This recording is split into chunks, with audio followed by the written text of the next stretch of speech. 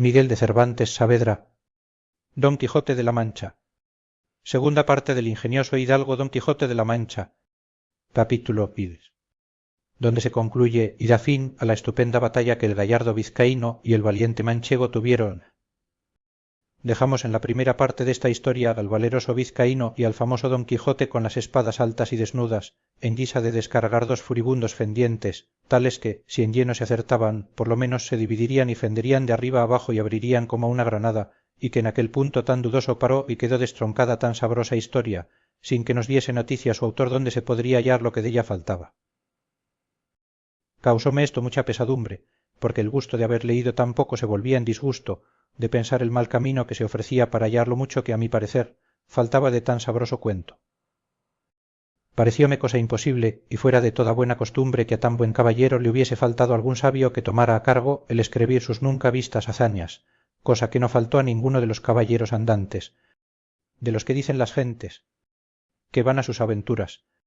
porque cada uno dellos tenía uno o dos sabios, como de molde, que no solamente escribían sus hechos, sino que pintaban sus más mínimos pensamientos y niñerías, por más escondidas que fuesen, y no había de ser tan desdichado tan buen caballero que le faltase a él lo que sobró a Platir y a otros semejantes. Y así no podía inclinarme a creer que tan gallarda historia hubiese quedado manca y estropeada, y echaba la culpa a la malignidad del tiempo, devorador y consumidor de todas las cosas, el cual o la tenía oculta o consumida. Por otra parte, me parecía que, pues entre sus libros se habían hallado tan modernos como Desengaño de celos y ninfas y pastores de Henares, que también su historia debía de ser moderna y que, ya que no estuviese escrita, estaría en la memoria de la gente de su aldea y de las a ella circunvecinas. Esta imaginación me traía confuso y deseoso de saber, real y verdaderamente, toda la vida y milagros de nuestro famoso español Don Quijote de la Mancha, luz y espejo de la caballería manchega, y el primero que en nuestra edad y en estos tan calamitosos tiempos se puso al trabajo y ejercicio de las andantes armas y al desfacer agravios, socorrer viudas, amparar doncellas, de aquellas que andaban con sus azotes y palafrenes, y con toda su virginidad a cuestas, de monte en monte y de valle en valle, que, si no era que algún follón, o algún villano de hacha y capellina, o algún descomunal gigante las forzaba, doncella hubo en los pasados tiempos que al cabo de 80 años, que en todos ellos no durmió un día debajo de tejado, y se fue tan entera a la sepultura como la madre que la había parido. Digo, pues que por estos y otros muchos respetos es digno nuestro gallardo Quijote de continuas y memorables alabanzas, y aun a mí no se me deben negar, por el trabajo y diligencia que puse en buscar el fin de esta agradable historia, aunque bien sé que si el cielo, el caso y la fortuna no me ayudan, el mundo quedará falto y sin el pasatiempo y gusto que bien casi 2 horas podrá tener el que con atención la leyere. Pasó, pues, el hallarla en esta manera. Estando yo un día en el Alcalá de Toledo, llegó un muchacho a vender unos cartapacios y papeles viejos a un sedero, y como yo soy aficionado a leer, aunque sean los papeles rotos de las calles, llevado desta mi natural inclinación, tomé un cartapacio de los que el muchacho vendía y vile con caracteres que conocí ser arábigos. Y puesto que, aunque los conocía, no los sabía leer, anduve mirando si parecía por allí algún morisco aljamiado que los leyese, y no fue muy dificultoso hallar intérprete semejante, pues, aunque le buscara de otra mejor y más antigua lengua, le hallara. En fin, la suerte me deparó uno que diciéndole mi deseo y poniéndole el libro en las manos, le abrió por medio y leyendo un poco en él, se comenzó a reír. Pregúntele yo que de qué se reía y respondióme que de una cosa que tenía aquel libro escrita en el margen por anotación. Díjele que me la dijese y él, sin dejar la risa, dijo: está, como he dicho, aquí en el margen escrito esto, esta Dulcinea del Toboso, tantas veces en esta historia referida, dicen que tuvo la mejor mano para salar puercos que otra mujer de toda la Mancha. Cuando yo oí decir Dulcinea del Toboso, quedé atónito y suspenso, porque luego se me representó que aquellos cartapacios contenían la historia de Don Quijote. Con esta imaginación le di priesa que leyese el principio y haciéndolo ansí, volviendo de improviso el arábigo en castellano, dijo que decía Historia de Don Quijote de la Mancha, escrita por Cide Hamete Benengeli, historiador arábigo.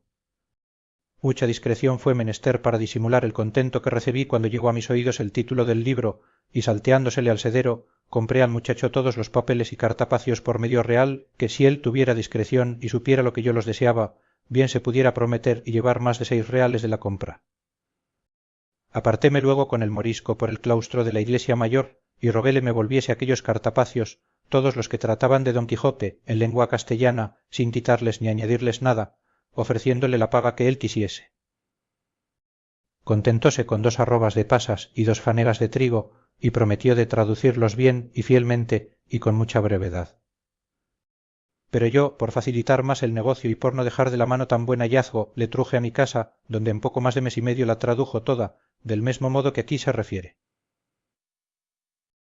Estaba en el primero cartapacio, pintada muy al natural, la batalla de Don Quijote con el vizcaíno, puestos en la mesma postura que la historia cuenta, levantadas las espadas, el uno cubierto de su rodela, el otro de la almohada, y la mula del vizcaíno tan al vivo que estaba mostrando ser de alquiler a tiro de ballesta.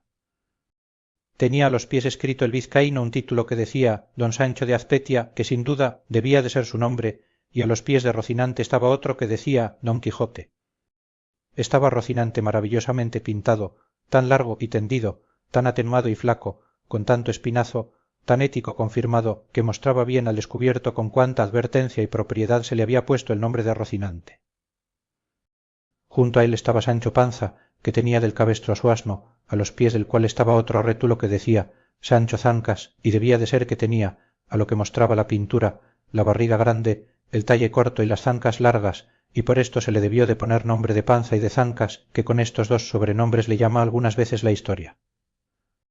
Otras algunas menudencias había que advertir, pero todas son de poca importancia y que no hacen al caso a la verdadera relación de la historia, que ninguna es mala como sea verdadera. Si a ésta se le puede poner alguna objeción cerca de su verdad, no podrá ser otra sino haber sido su autor arábigo, siendo muy propio de los de aquella nación ser mentirosos, aunque, por ser tan nuestros enemigos, antes se puede entender haber quedado falto en ella que demasiado. Y así me parece a mí, pues, cuando pudiera y debiera extender la pluma en las alabanzas de tan buen caballero, parece que de industria las pasa en silencio, cosa mal hecha y peor pensada, habiendo y debiendo ser los historiadores puntuales, verdaderos y no nada apasionados, y que ni el interés ni el miedo, el rancor ni la afición, no les harán torcer del camino de la verdad, cuya madre es la historia, émula del tiempo, depósito de las acciones, testigo de lo pasado, ejemplo y aviso de lo presente, advertencia de lo porvenir. En esta sé que se hallará todo lo que se acertare a desear en la más apacible, y si algo bueno en ella faltare, para mí tengo que fue por culpa del galgo de su autor, antes que por falta del sujeto. En fin, su segunda parte, siguiendo la traducción, comenzaba de esta manera: puestas y levantadas en alto las cortadoras espadas de los 2 valerosos y enojados combatientes, no parecía sino que estaban amenazando al cielo, a la tierra y al abismo, tal era el denuedo y continente que tenían. Y el primero que fue a descargar el golpe fue el colérico vizcaíno, el cual fue dado con tanta fuerza y tanta furia que, a no volvérsele la espada en el camino, aquel solo golpe fuera bastante para dar fin a su rigurosa contienda y a todas las aventuras de nuestro caballero, mas la buena suerte, que para mayores cosas le tenía guardado, torció la espada de su contrario, de modo que, aunque le acertó en el hombro izquierdo, no le hizo otro daño que desarmarle todo aquel lado, llevándole de camino gran parte de la celada, con la mitad de la oreja, que todo ello con espantosa ruina vino al suelo, dejándole muy maltrecho. Válame Dios, y quién será aquel que buenamente pueda contar ahora la rabia que entró en el corazón de nuestro manchego, viéndose parar de aquella manera. No se diga más, sino que fue de manera que se alzó de nuevo en los estribos y apretando más la espada en las 2 manos, con tal furia descargó sobre el vizcaíno, acertándole de lleno sobre la almohada y sobre la cabeza, que sin ser parte tan buena defensa, como si cayera sobre él una montaña, comenzó a echar sangre por las narices y por la boca y por los oídos, y a dar muestras de caer de la mula abajo, de donde cayera, sin duda, si no se abrazara con el cuello, pero, con todo eso, sacó los pies de los estribos y luego soltó los brazos, y la mula, espantada del terrible golpe, dio a correr por el campo, y a pocos corcovos dio con su dueño en tierra. Estábaselo con mucho sosiego mirando Don Quijote, y como lo vio caer, saltó de su caballo y con mucha ligereza se llegó a él, y poniéndole la punta de la espada en los ojos, le dijo que se rindiese, si no, que le cortaría la cabeza. Estaba el vizcaíno tan turbado que no podía responder palabra, y él lo pasara mal, según estaba ciego Don Quijote, si las señoras del coche, que hasta entonces con gran desmayo habían mirado la pendencia, no fueran a donde estaba y le pidieran con mucho encarecimiento les hiciese tan gran merced y favor de perdonar la vida a aquel su escudero.